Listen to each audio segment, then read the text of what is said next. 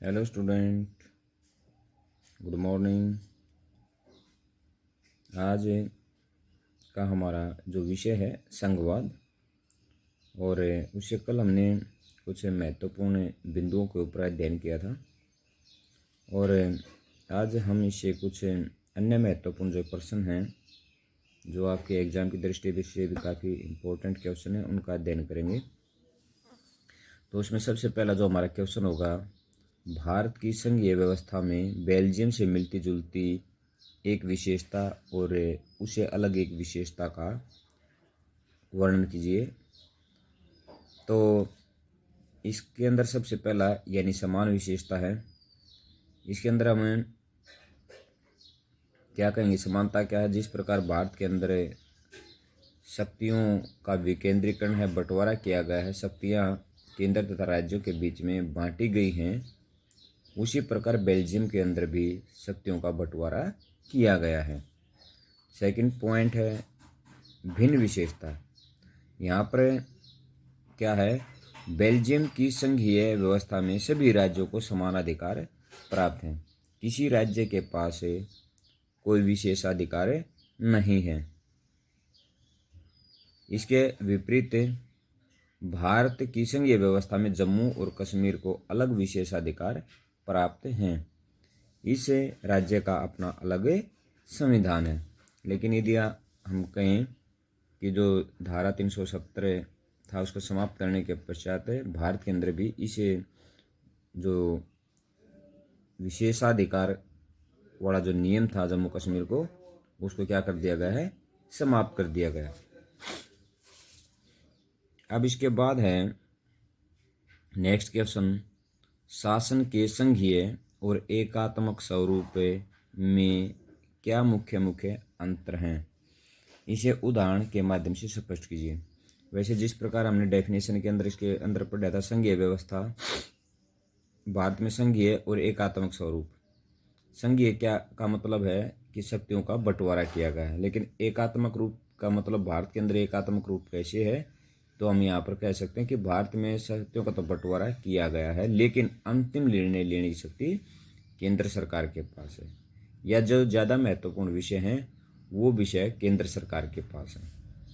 तो इसलिए हम कह सकते हैं कि भारत में संघात्मक सरकार होते हुए भी एकात्मक शासन व्यवस्था पाई जाती है। तो इसने क्या लिखा है, संघात्मक शासन व्यवस्था में शासन के 2 या 3 सत्र पाए जाते हैं। केंद्र सत्र पर केंद्रीय सरकार, राज्य सत्र पर राज्य सरकार, और स्थानीय सत्र पर स्थानीय स्वशासन संस्थाएं जैसे ग्राम पंचायत, पंचायत समिति, जिला परिषद, नगर पालिका, नगर निगम आदि अपनी शक्तियों का प्रयोग करते हुए शासन चलाते हैं। वैसे इसके बारे में हमने पहले पढ़ा था। जो स्थानीय स्वशासन संस्थाएं हैं वो भी 2 सत्रों पर कार्य करती हैं, एक ग्रामीण सत्र पर और दूसरी शहरी सत्र पर। ग्रामीण सत्र पर कौन सी संस्थाएं हैं, ग्राम पंचायत, पंचायत समिति, जिला परिषद। शहरी सत्र पर नगर परिषद, नगर पालिका और नगर निगम। यहाँ पर हमने एक पॉइंट और देखा है कि केंद्र सत्र पर केंद्र सरकार, जिसमें राष्ट्रपति, प्रधानमंत्री, उसका मंत्रिमंडल कार्य करता है, सर्वोच्च न्यायालय काम करता है। राज्य सत्र पर राज्यपाल, मुख्यमंत्री व उसका मंत्रिमंडल, इसके साथ में उच्च न्यायालय कार्य करता है। तो जबकि अब ये तो हो गया हमारा संघात्मक व्यवस्था है, लेकिन एकात्मक क्या है, जबकि एकात्मक शासन व्यवस्था के अंतर्गत पूरे देश में एक ही सरकार का शासन चलता है, शासन का केवल एक ही सत्र होता है। उदाहरण, भारत एक संघीय शासन वाला देश है। केंद्र सत्र पर केंद्रीय सरकार, राज्य सत्र पर 29 राज्य सरकारें, अब कितने राज्य हैं, 28, और स्थानीय सत्र पर पंचायती और शहरी राज्य संस्थाएं कार्यरत हैं। जबकि हमारे पड़ोसी देश नेपाल में एकात्मक शासन व्यवस्था है और वहाँ सरकार का एक ही सत्र पाया जाता है। इसके बाद आता हमारा नेक्स्ट पॉइंट, नेक्स्ट जो टॉपिक है वो है 1992 के संविधान संशोधन के पहले और बाद के स्थानीय शासन के दो महत्वपूर्ण अंतरों को बताइए। यानी 1992 का जो संवैधानिक संशोधन है उसका संबंध किससे है? स्थानीय शासन से। उसकी मुख्य विशेषताएं बतानी है, उनके अंदर जो उससे पहले उसकी विशेषता बतानी है और उससे पहले की जो विशेषता थी वो बतानी है।